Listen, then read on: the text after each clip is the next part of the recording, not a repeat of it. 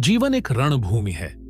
कभी खुशियां हमें गले लगाती हैं, तो कभी दुख हमारे कंधों पर बोझ बनकर बैठ जाता है। जब परिस्थितियां इतनी कठिन हो जाएं कि मनुष्य को कोई रास्ता नजर न आए, तो वह निराश होकर बैठ जाता है।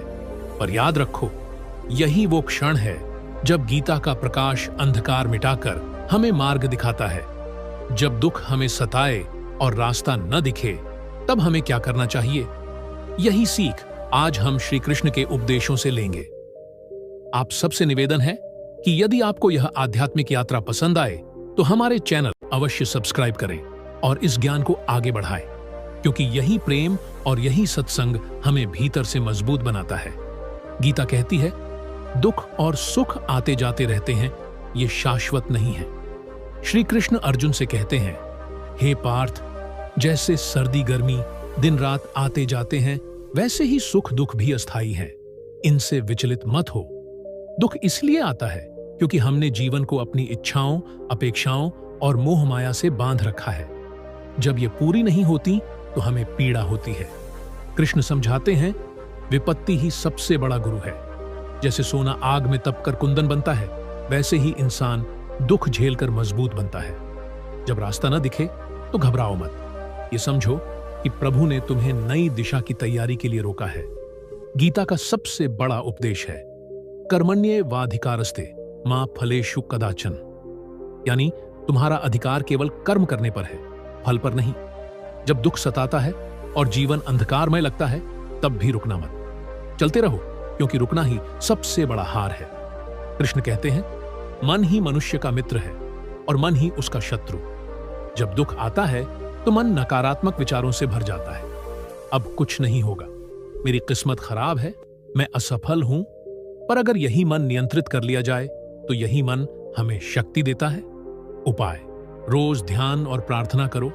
खुद को याद दिलाओ, मैं अकेला नहीं, कृष्ण मेरे साथ है। हर परिस्थिति में सकारात्मक सोचो। जब अर्जुन ने युद्ध छोड़ने की ठानी, तब कृष्ण ने कहा, सर्वधर्मान परित्यज्य मामेकम शरणम व्रज, यानी सब कुछ मुझे अर्पित कर दो।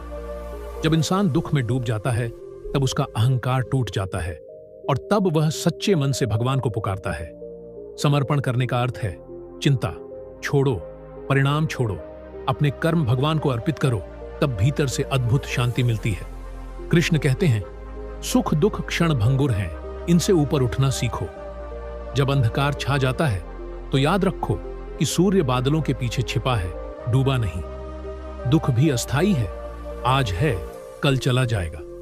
गीता में श्री कृष्ण कहते हैं, न जायते म्रियते वा कदाचित, आत्मा न जन्म लेती है न मरती है। जब इंसान यह समझ जाता है कि वह शरीर नहीं, आत्मा है, तो फिर दुख उसे बांध नहीं सकता। जब दुख सताए, तो अकेले मत बैठो, अच्छे विचार पढ़ो, प्रेरणादायक संगति में रहो। हर दिन थोड़ा समय गीता पढ़ने में लगाओ, दूसरों की मदद करो, इससे अपना दुख हल्का लगेगा। जीवन में लक्ष्य तय करो और रोज छोटे छोटे कदम बढ़ाओ।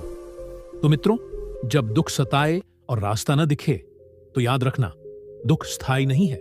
कर्म करते रहो, मन पर नियंत्रण रखो, समर्पण और भक्ति का सहारा लो और खुद को हमेशा यह याद दिलाओ, कृष्ण मेरे साथ है।